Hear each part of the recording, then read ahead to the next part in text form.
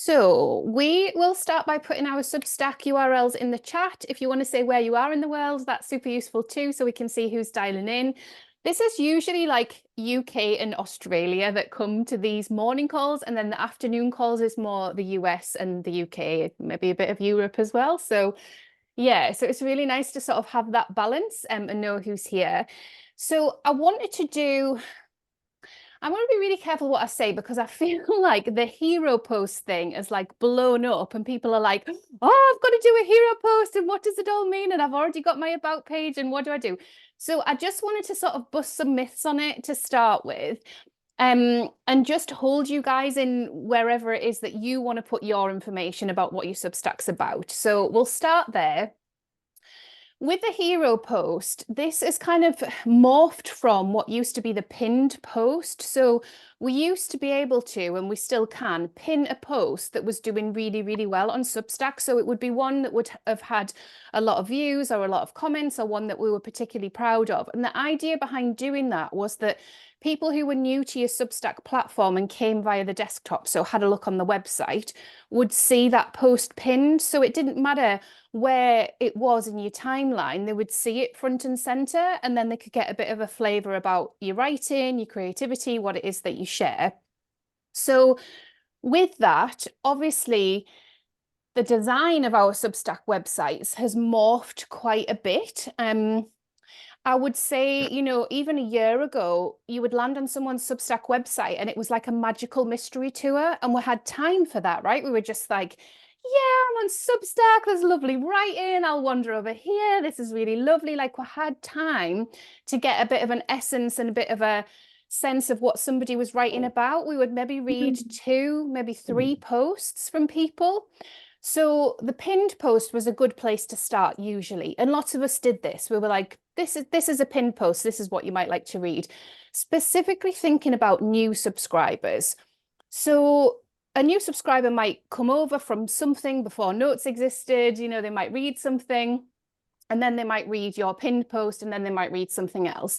The culture of Substack has shifted and changed because we've got people that communicate in new ways and create in new ways, which is super, super exciting. And then this pull to, we have got to set our stall out, right? This is like, okay, who are we in the world? Because we've got to put that front and center. And my question is, and this is down to you, do we have to put that front and center, or are we inviting people to take their time with our Substack?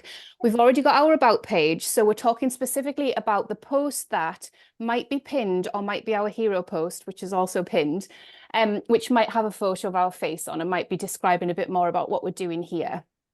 If the two do exactly the same thing, which one, answers in the chat box, which one do you think new subscribers are going to click on? Are they going to click on your about page, or are they going to click on a pinned post that has a photo of you potentially, or something really enticing to read, a catchy title? What do you think they want more of? Do they want more about you? Like, do they want to know more about you, or do they want to read your art? Do they want to read your work? Let me know. And this is obviously your behavior as well.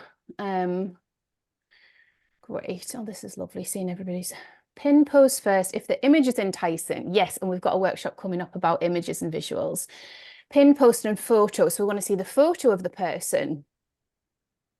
Pin post, definitely. Photo, yeah, photo is important. First thing you see. Pin post is more inviting. Okay, so if I said that photos were relatively new to Substack, so there are still writers that I read, I've got no idea what they look like. Like, it didn't matter. It doesn't matter. Like, I've not gone and sorted out. I've not Googled them. Like, I'm just there in the world of their art. And as they reveal more and more about who they are in the world, more and more photos come through. And that's a large proportion of what I read on Substack. So this cultural shift might have been really noisy for us in notes and might be in our little echo chamber, but there's a whole load of Substack that isn't doing this yet. And I just wanted to give you that balance of it all, because it can feel like another thing to tick off. And actually all we need to do is hold our free and our existing subscribers, our present subscribers and our new subscribers. So that's what we're doing. So in your journals right now, have a look, have your Substack website open. and have a think about someone coming brand new to your Substack. Where are they going to click first? Where do you think they're going to click first? Having a look at your Substack website, and then put it in the chat when you've had a look. I'll do the same thing because I need to do some work on Creatively Conscious anyway. So I'm going to follow along with you guys and do that.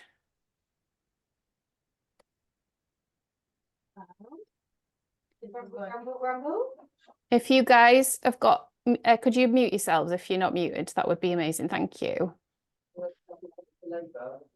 Can you use our bar tab for another time? See if I can.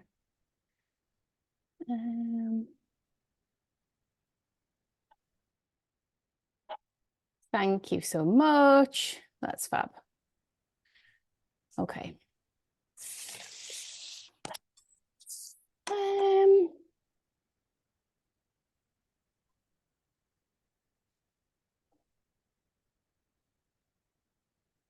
Okay, so I've got it for mine.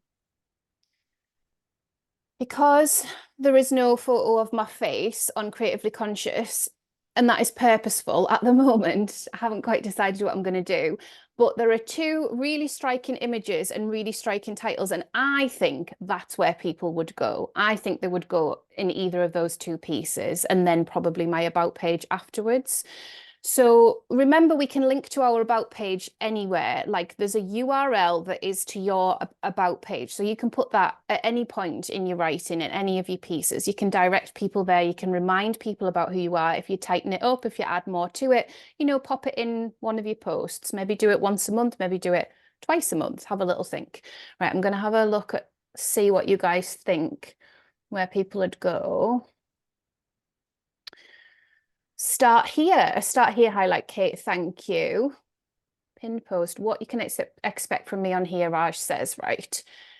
It's a year old, needs updating. Yeah, very quickly I get this sort of, it's not panic, but it is like an urgency. Like if something is like 6 months old or longer, I'm like, oh, right, I need to change that because of the new energy coming in all the time. Main post. Oh no, nobody, Charlie, it's fine. So Natalie says, I think they click the post in the center of the page. Claire says, I think they would go to my pin post, which is the launch post for my paid subs. There's a colourful photo, some embroidery that says today's the day. Yeah, that is very enticing, very exciting. And people will be curious. Like even if they're not planning on becoming a paid subscriber or they're new, they'd just be interested in that piece of work for sure. Main page post, the latest post, Vanessa says. Andrea says no pin post. I think people will go to the newest post, which is at the top. Yeah. And I guess we're just asking ourselves, if we land on somebody's Substack and we really love what they have got to write and say in the world and their creativity, how many clicks are we doing? Like write that in the chat. You find someone new, someone shares someone on notes, you know you want to subscribe. Do you just subscribe or do you head on over like later that day and maybe read a few pieces? Like how many clicks on someone else's Substack are we all doing? Let's get an answer on that from you all. I know it can depend on the time of day and how much time we've got, but for me personally, if I subscribe to someone, I'll probably read at least 2 of their pieces before I subscribe. And then once I've subscribed, I'll probably read another like 2 or 3. Forgetting about the about page, Emily says, yeah, that's a really good point. And that's come up in this workshop before. The about page is a bit hidden. Yeah, I think, to be honest, it used to be a bit more front and center in the app. And this is the shift that Substack made when they updated the app. So I think that's why people are feeling like it's not easy to get to. So because the app has become much more distracting, as in there are so many more options in the way that we use it, it's a fair few more clicks than it used to be to get to the about page. So I think this is why. Yeah. Yeah. Remember, you can pin more than one as well. So if you go to someone's publication in the app and you're reading in the app, you can pin more than one post. So when they're scrolling through your feed of posts in the app, they can get to 2. So you could have a photo of yourself, like a hero type post, a pin post that way, and then one that's more about the flavor of the type of things that you write about, or even one for paid subscribers to try and tip people over as well. So completely different reading experience. But yeah, have a read of the chat, guys, and just see how everybody's kind of finding things. Yeah. Skim scrolls, yeah, that's it, isn't it? We've become very good at reading whether something's for us or not. And of course, we might still end up to subscribe to something that doesn't feel quite aligned. But yeah, we've been quite good at getting a sense of, okay, like this person is for me, but we can make it easier for people. Couple of posts. Yeah. And so, yeah, Antonia's saying, seeing so much about hero posts, how are these different to about page? Is it more of an evergreen intro? Yeah, so the idea and the shift, I think, has come from a place of if you've got offers in the world, when we do a post and we're trying to sort of maybe encourage people to become paid members, that might be the first time that they're seeing it. And there's also that really annoying preview that happens and the really annoying paid paywall that happens. So the hero post is chance like the about page to set our stall out and say what it is that we're doing in the world. But mine on Sparkle was also a bit of a blend of my approach to this space, to Substack, and to the way that I see the world, because I wanted to put that front and center. Like that felt important. I didn't want people to just click and think, oh, she might have some Substack tips. Like who doesn't, like this is like, okay, this is my approach. So mine is that, and it's also a photo of my face because that's just good practice, isn't it? If we're trying to get people to come over and work with us and circle with us and be with us. So that was just an opportunity to have that post front and center and think about what the offer is. So mine is definitely a blend. I think that when I was writing my website all those years ago, I found it so difficult to articulate that about page, and we've got a workshop in the archive on about pages. I think it is very much about what your subscribers are going to receive, both the energy and then obviously if you've got resources or however many paid posts you do a month and free posts. But this hero post is more about who's this person in the world and like what are they doing here. It is definitely repeated information, and that's why I wanted to talk about flows today and your specific flows and your specific opinions about how you use Substack.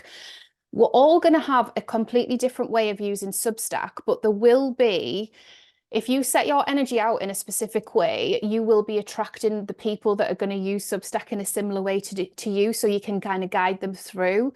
And what I mean by that is we can always be clearer. We can always be clearer with the new people that come in. New people are my most confused people. So I've worked so hard to work on that flow for if people are brand new to that space and if they're brand new to Substack as well. So if you're offering any service in the world, and you know what it means, just in your head, ask yourself, does everybody know what that means? So PR is probably a really good example. I know Antonia's on the call.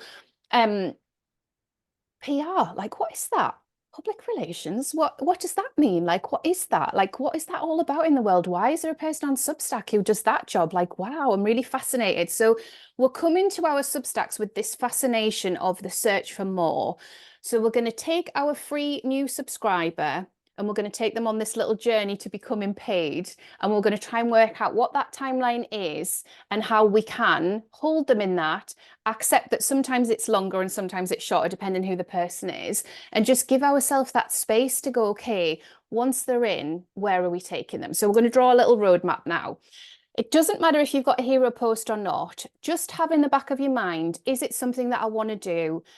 I would say when I've checked the statistics on mine, it brings lots of new subscribers in, which proves to me that people are clicking on it, reading it, and then subscribing. So my advice to you would be to write it on your terms and to know if you put something front and center, people are going to click on it. So what do you want that to be? Is it a piece of your art?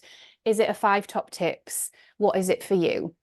So I'm going to get a pen. We're going to do this roadmap. So we're going to start where the subscriber has ended up in one of our pieces of writing, because that's most likely from notes. Yes, they could end up on the whole profile, but let's just imagine they're in a piece of writing and we want them to do something else. What can they click from that piece of writing? Where does it take them? When they click the subscribe button, what's next? I'll put this in the chat. So they're going to get the welcome email. We're going to get to that point and then we'll come back together. Okay, let me write this in. So read.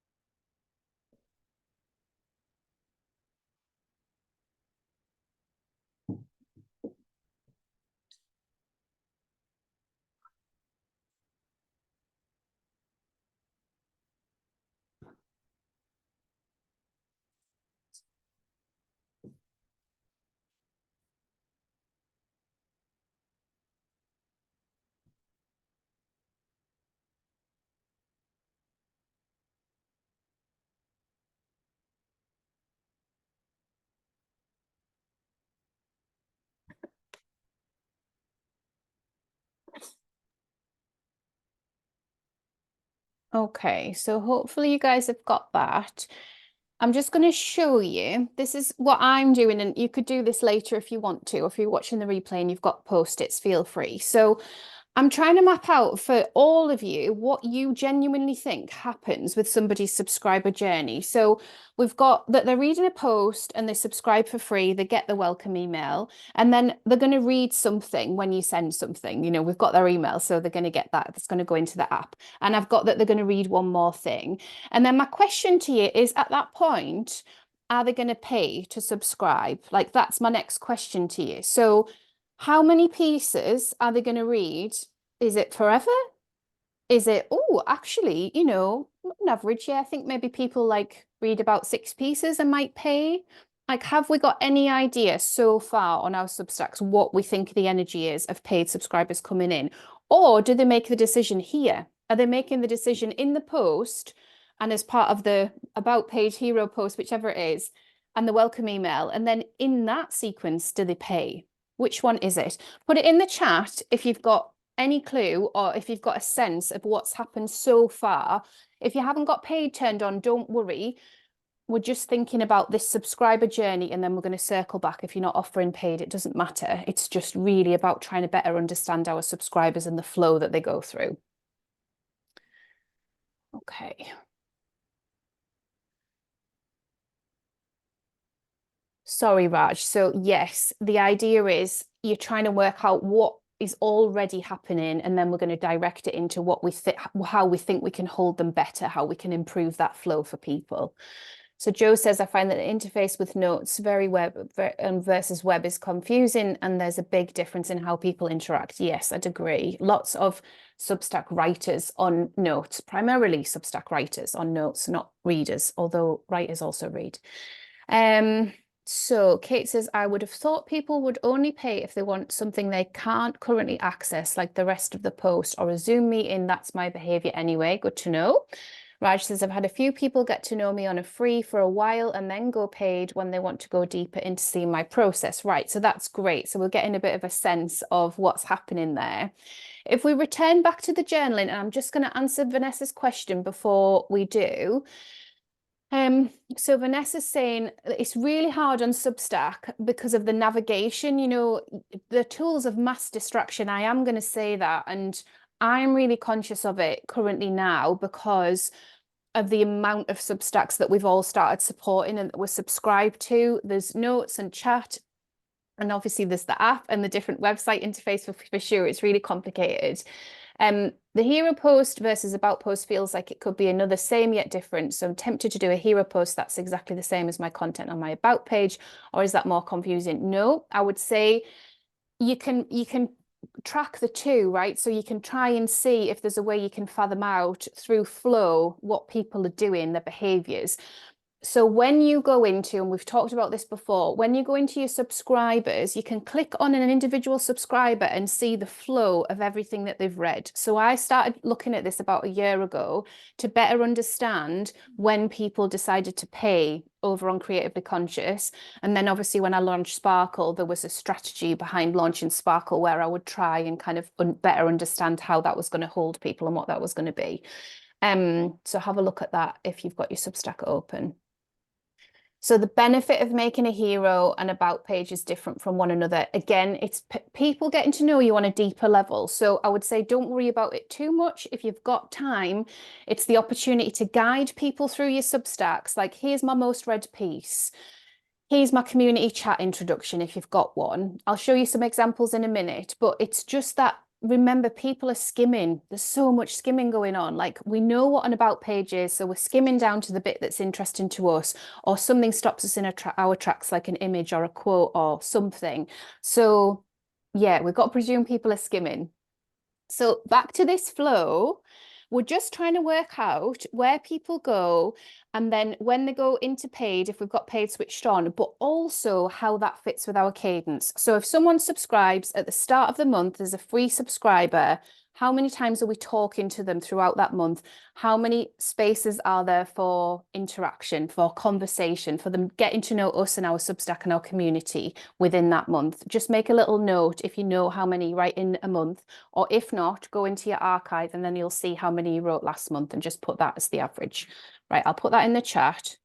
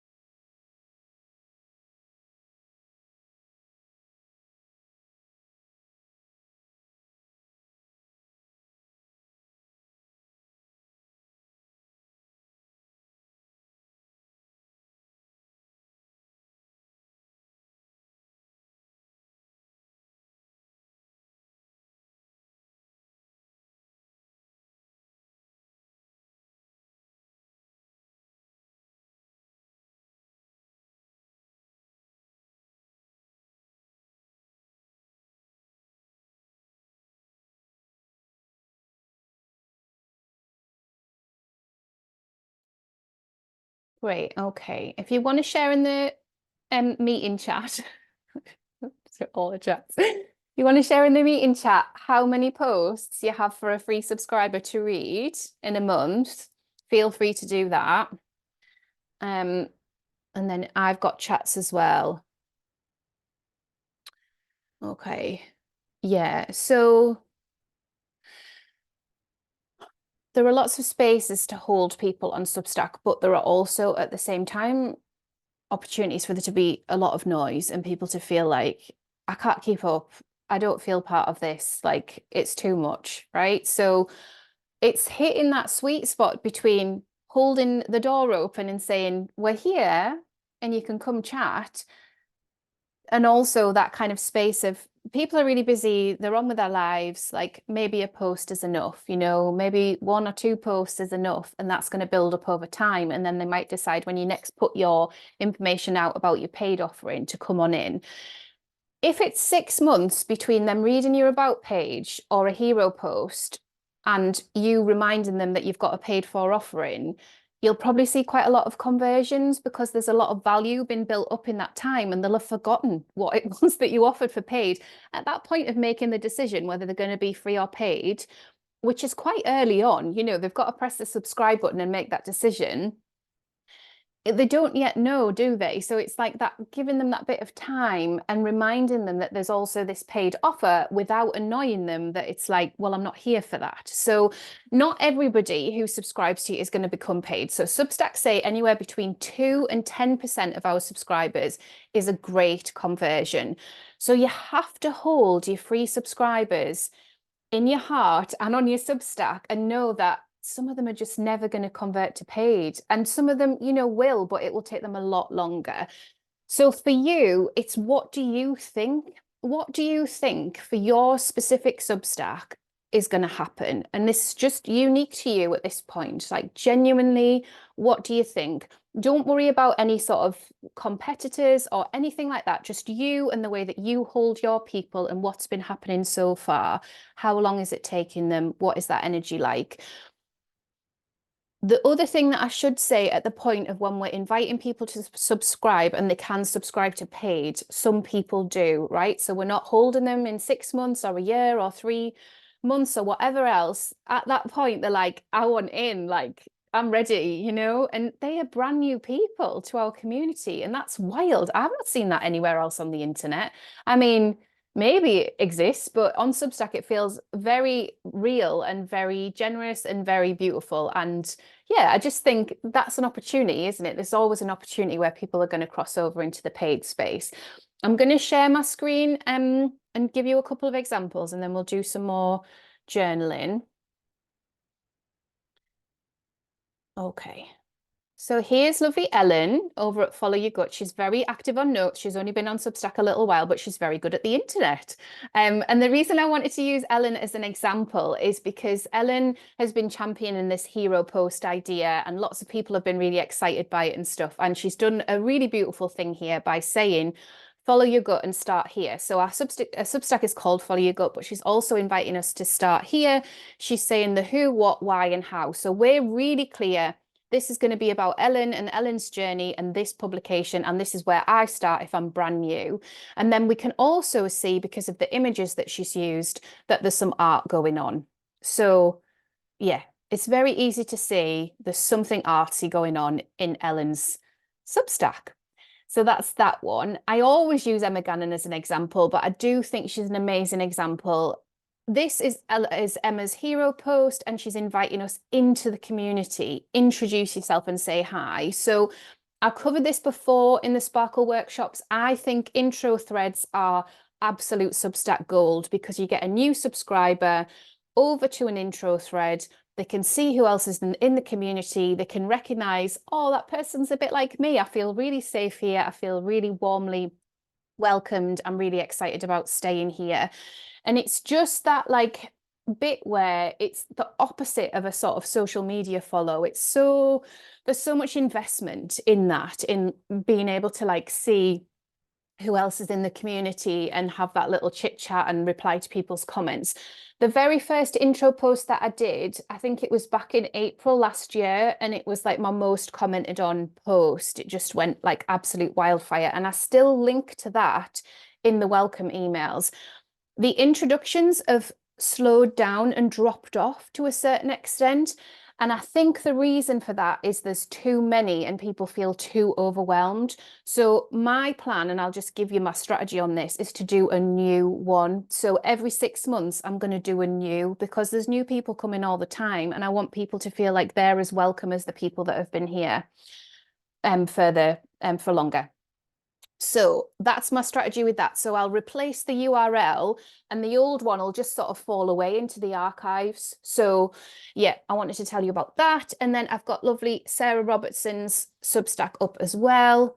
And the reason that I wanted to bring you over to Sarah's, let me just move all your lovely faces, is because Sarah is a branding specialist and creative mentor. So she's done a lot of thinking about what she wants people to feel in this space. And so all of the images and the aesthetic that she's chosen, again, are about, there's that connection to her in her world and some playfulness and some fun and some journaling, but you do feel very like, oh, this is well thought out. And then she's got this lovely resources tab here and the about tab. So instead of doing a hero post, and she might have plans to do one, I'm not sure, she's just known that it's enough already, and this is old Substack. So old Substack, it was like, okay, I can see it all. Am I curious to click on something? I've got the about page. So, so whichever way you do it is fine. The thing not to do, and obviously I'm not going to use an example here, but I've seen lots of them, is have too many things because you're just going to put people into decision paralysis. So if you've got a middle post like Ellen, you wouldn't also have a start here tab because you're already inviting them to start here.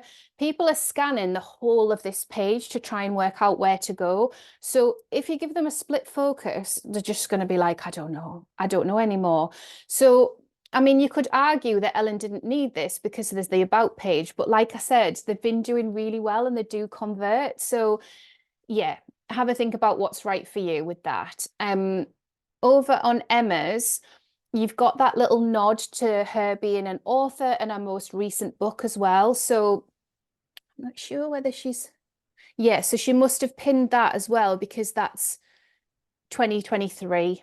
So she will have pinned, she's going to have pinned that because obviously she wants that to be front and center, but then she's pinned her most popular posts as well. So I would imagine, I'll have to look on the app, but I would imagine that that's how she's done it, that she's pinned them. And then obviously our navigation, that doesn't mean much to your Sunday scrolls if you're new to Emma's World, and neither does Threads, but it will do after a few posts. So it's good that she's got it there because that's for the existing subscribers, and we're going to go into that. So the existing subscribers that are just finding their way around, a few posts down the line, Emma keeps talking about Sunday scrolls and Threads, then they're going to know to click on those things. Okay, let me stop sharing and come back to you guys in the room.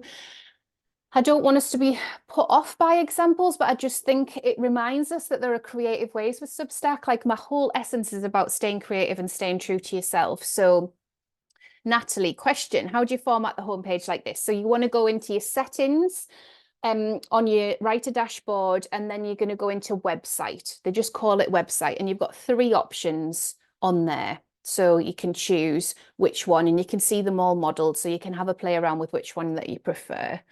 Okay, just looking at what you guys have been saying in the chat.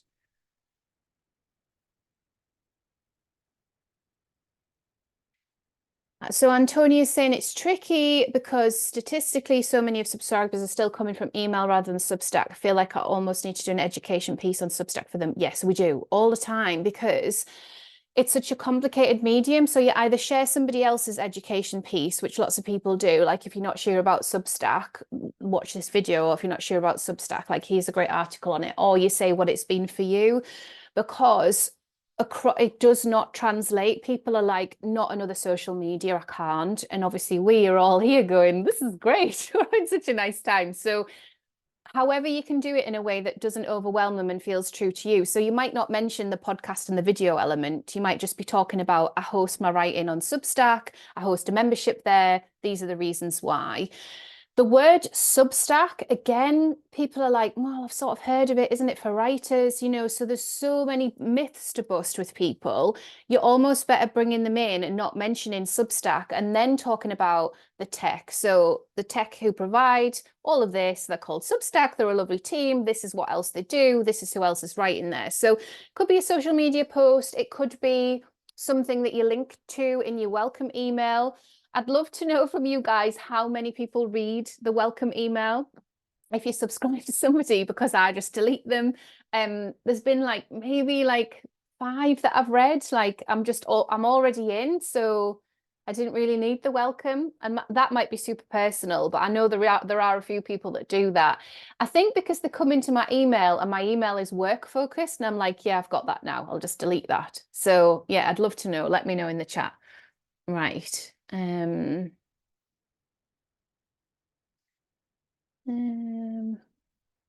For post chats, invitations, weekly. Okay. Okay.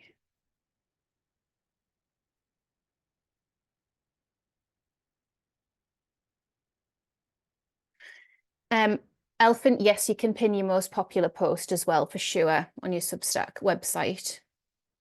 You can pin, I don't know how many you can pin, but you can pin a lot. I've seen people with quite a few pins, like definitely over 4. And And remember, obviously, every time you post and you email, like people get that. So this is more for people who are new or people who are coming in, sort of trying to find out about more of what you do.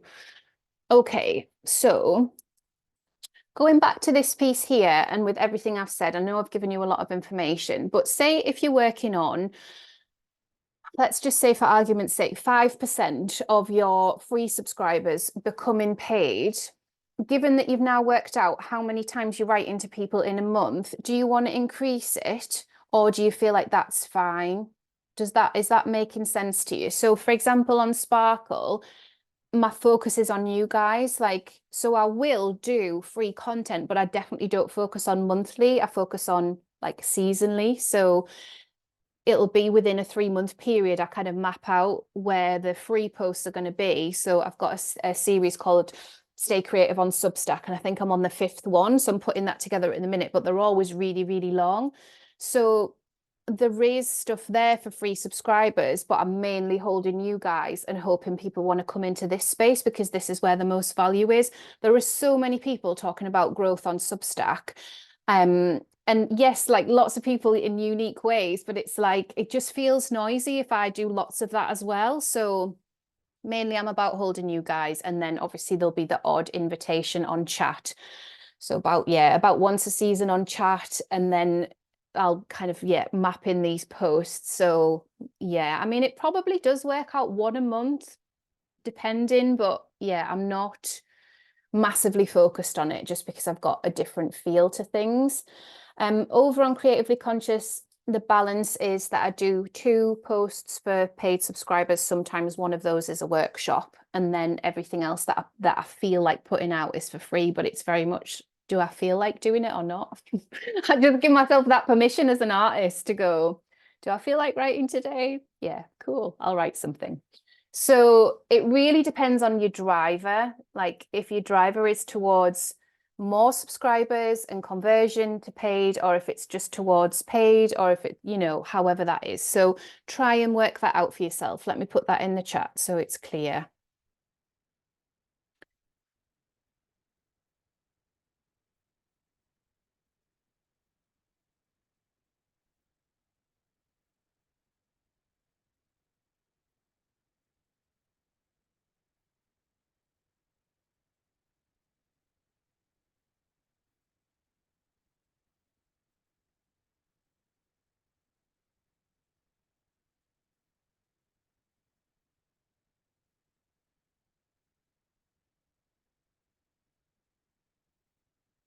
Oh, by accident, I was just messaging Joe all of the instructions instead of everyone. Bear with me.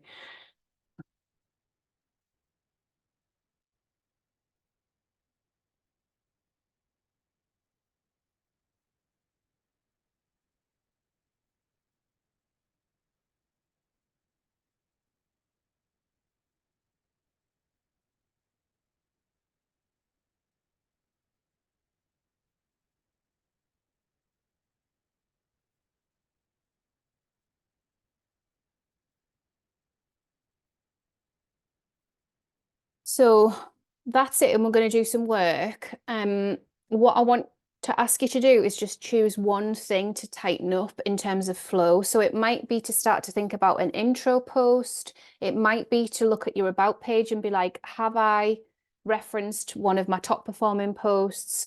Have I been clear enough about how people can get to know me more? What is it that we want people to do? So if you're stuck, just pop it in the chat, but feel free to go on into your Substacks and try and think about this flow for both free and nurturing those free into paid.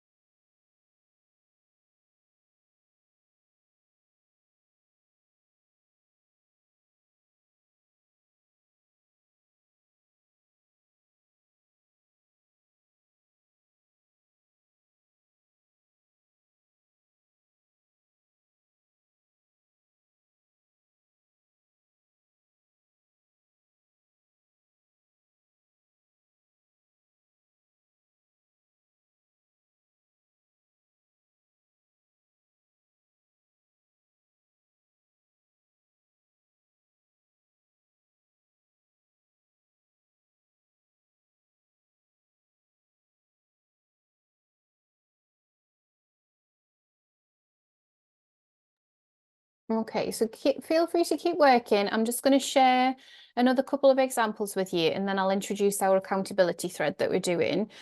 I wanted to share with you Russell Noelty's Substack. I've done some consultancy with Russell, so I helped him quite a lot because people were confused, people didn't know where to go. So one of the things that he added in was a photo of himself, which he hates.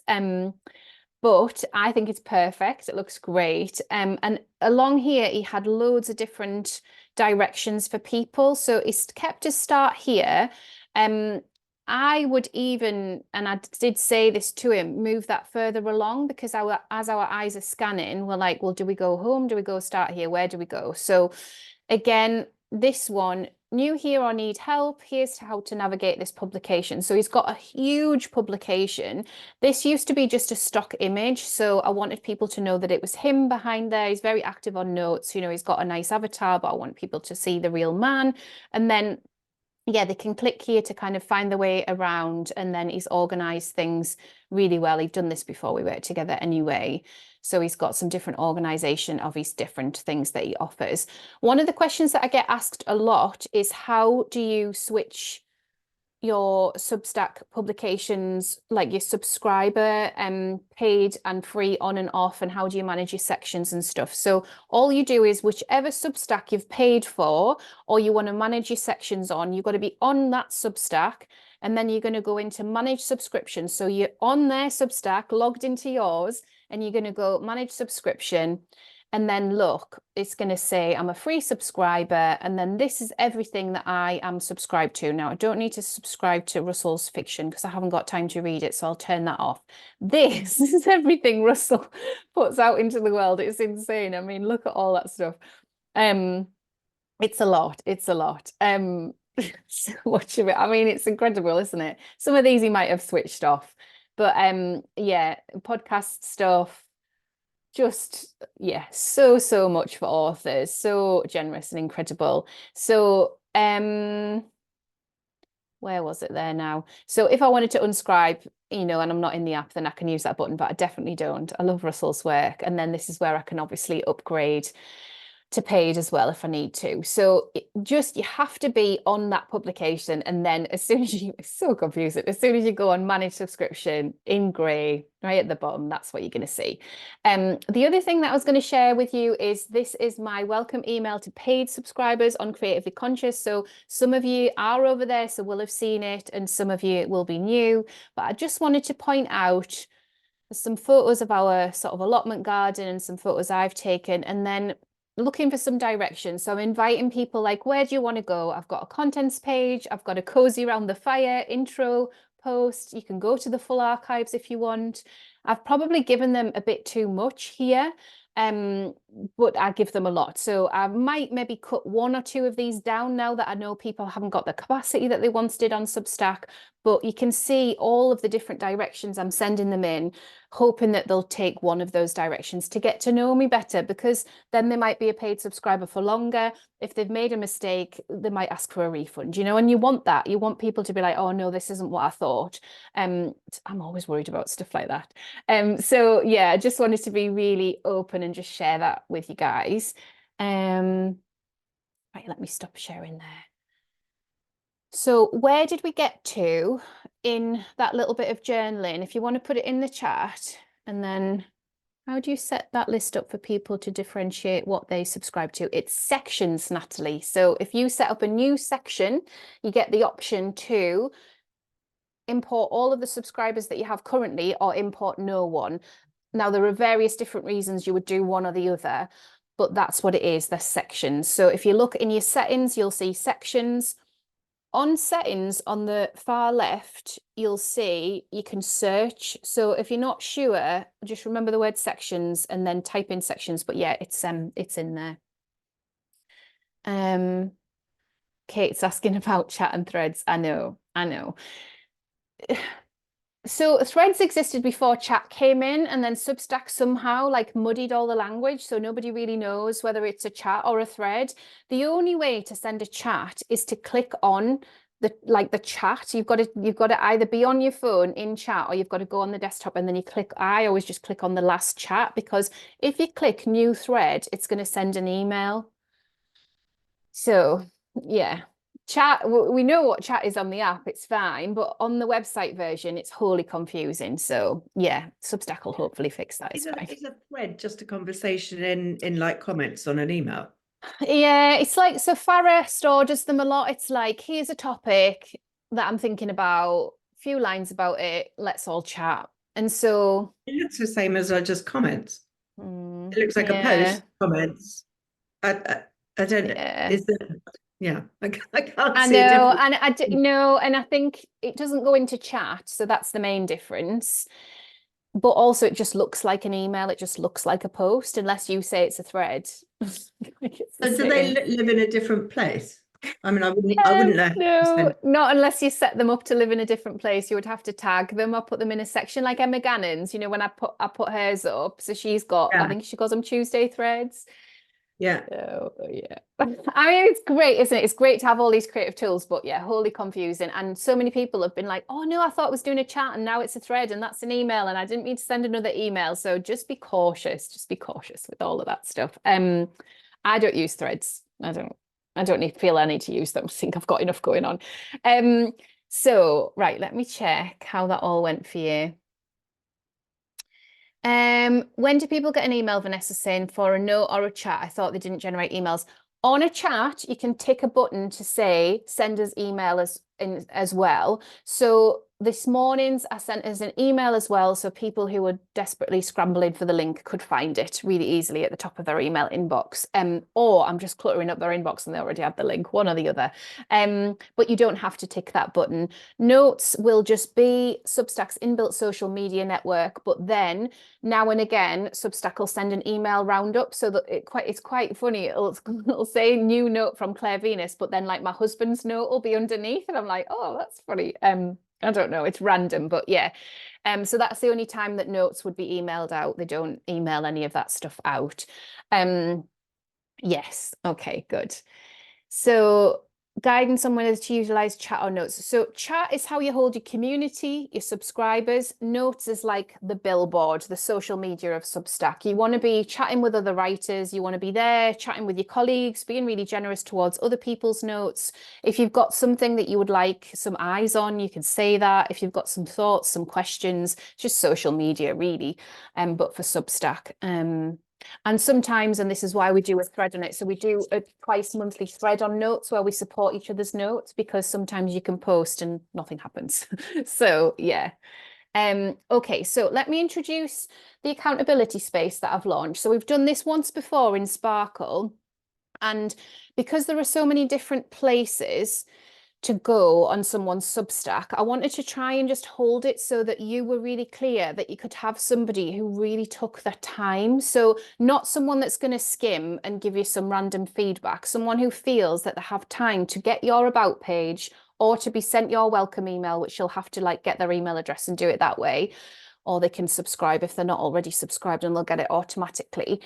Or your hero post if you're writing one. And I want that person to hold that for you, and for them to know that that is something that they want to subscribe to. So this is the really important thing. We don't need any feedback from people who wouldn't subscribe to our work, because that is just not useful. We need feedback from people who would subscribe to our work. So that's the important thing. So you guys were great. Some of you got on there last night and you were like looking at each other's stuff, and that's all gorgeous and brilliant. But just taking it back a step, I wanted to introduce it in such a way where we're being really measured again, because our ideal subscriber that definitely wants to subscribe to our work, we've got to have that filter on. Otherwise, we're going to just see stuff that clashes and doesn't align. So in the post that I did last night at 5, there's an opportunity to put the URL of your Substack and then, you know, say what it is that you want someone to look at. So whether that's your about page, whether that's a hero post that you've done, or whether that's a welcome email, and follow the flow of what they genuinely do next. So it can be someone that already subscribes and then goes back through the process, or it can be someone new, but it has to be someone that would want to subscribe and will subscribe after this. I'm not forcing anyone to subscribe to anyone's work, but you have to have that filter. So only reply to somebody if you already subscribe or want to subscribe. So that's a really important thing here. And then the feedback that you give, it doesn't have to be pages and pages. You can reply in the comments, but you can also set the tone to say, actually, like, can we email about this? Is that all right? Or can we voice note on Instagram about this? Do you want to swap WhatsApps? Like, whatever it is that you want to do. And you also have to meet that energy for the other person. So if they're doing that for you, you've got to do that for them. The only awkward bit is if they really want to subscribe to you and you don't want to subscribe to them, but I can't do anything about that one. So fingers crossed it all just meets beautiful energy and it's all gorgeous and fine. Obviously, after time, sometimes we subscribe to too many Substacks and we have to unsubscribe, and that's all fine, you know, but this piece of work is you acting as colleagues, critical friends, supportive friends to each other's work. And I just think it'll be really beautiful to do, and it'll just give us that extra bit of insight. So somebody might look at my welcome email to paid subs and be like, yeah, Claire, that's too many things to click on, like give us less. And that might be something I was already thinking about and wondering, and then I might sit with that. They might say that and I might be like, no, I like it like that, I'm going to leave it. But I might also say, oh, maybe I should check it with a few more people. You know, it just opens it up a bit more and we get less in our own heads about it and more in the heads of our subscribers. So that is the plan. I don't want to run over time, but I'll do one question. So if anyone's got a burning, I don't know how to do all this on Substack, I'm really stuck, just let me know. Kate says, where do we find that post? I was on there last evening, but can't find it now. Ooh. Good question. Let me have a look. I'm sure it'll be in members. Let me see where it's gone. I'm a bit confused between Creatively Conscious and Sparkle on Substack. I do get a bit confused with. Yeah. No, I get that. So if you go membership Sparkles. Yeah. So that's because helpfully I haven't. So it's in recent posts, but it should be, I'm going to re-tag it because it should have gone in membership Sparkles, and that's my fault because I've been distracted by small children and not done that last night. It's the archive, Yeah. Let me just put it in membership Sparkles for you guys so that it's there. Sorry about that. And then that should be really easy. Yeah, I found it now. Yeah. So, yeah, and I know there will be some confusion for those of you that do subscribe to both of my spaces. Creatively Conscious is my creative projects and behind the scenes of my business. Sparkle on Substack is just Substack. So, yeah, I mean, Sparkle on Substack's a project that just went wild. To be honest, I'm having a lovely time. It's nice. Charlie's found it in her inbox. That's good. Timeline on doing this accountability task. Yeah. So that's seasonally. So I've called it like February, but we're going to give ourselves some time. And I would say realistically, you want to do it within a month for each other, because otherwise it's just like another thing that falls to the bottom of your to-do list. If someone gives you feedback, like on the comments, you know, that's fine, but be discerning. Like, you don't have to take their feedback. Like, if you don't agree with it and it doesn't feel right and it doesn't feel aligned, it's fine. You know, just try and find your person that is going to be like a really great energetic exchange. I mean, seek them out if you want, you might find them. Yeah. Okay, Raj has got a question. Yeah, do you want to talk, Raj? Yes, hi Claire. I just really want to quickly say that I'd love to send specific emails to say 3 of my top 3 subscribers, because I want to give them a free month membership for February or for March.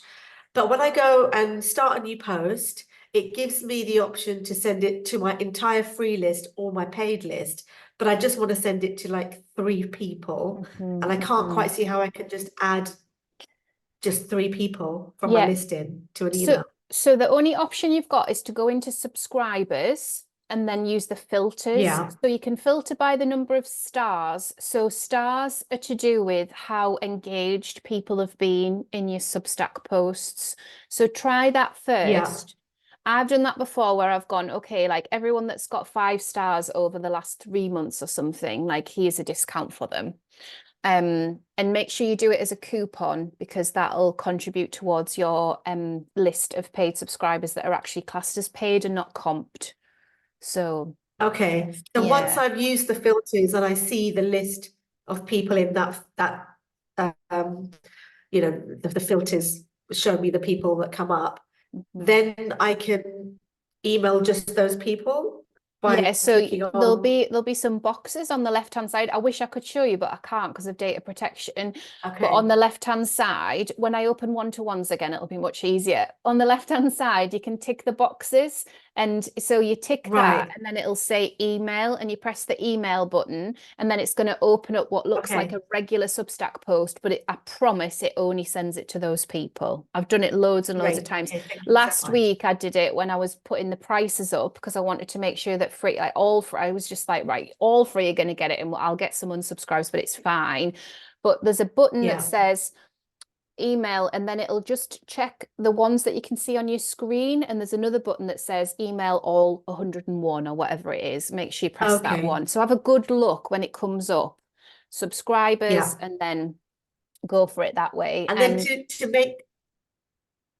make the coupon, I would do that previous to doing that process, right? In my Yeah, so you do settings, that. I yeah. think it's in payments, special coupons Okay. or coupons, special offers, I think it's called. And you make that Yeah. coupon and you make it for however you want it to be. So it could be that you do it only for annual subs or for both. It Yeah. could be that you do it for a Yeah. time limited amount of time, you know, so there's that, you give them that deadline, it's only valid for this amount of time. So it's completely up to you. And then you get a URL. You can edit the text a little bit. You get a URL and you put that URL in a button, ideally, you know, or you can hyperlink it in your Perfect. text. Yeah. Yeah. Does that make Okay. sense? Brilliant. Thank you so much. Yeah, you're so Great. welcome. Right. If you need to go, feel free to head off. I'll just make sure I've answered everyone's questions in the chat. Or just people going, that's fine. Okay. Lovely. Okay, brilliant. Well, I'll let you all go because you'll have things to do. It's Monday, but thank you all so much for being here. And I'll see you again really soon. Take care. Bye.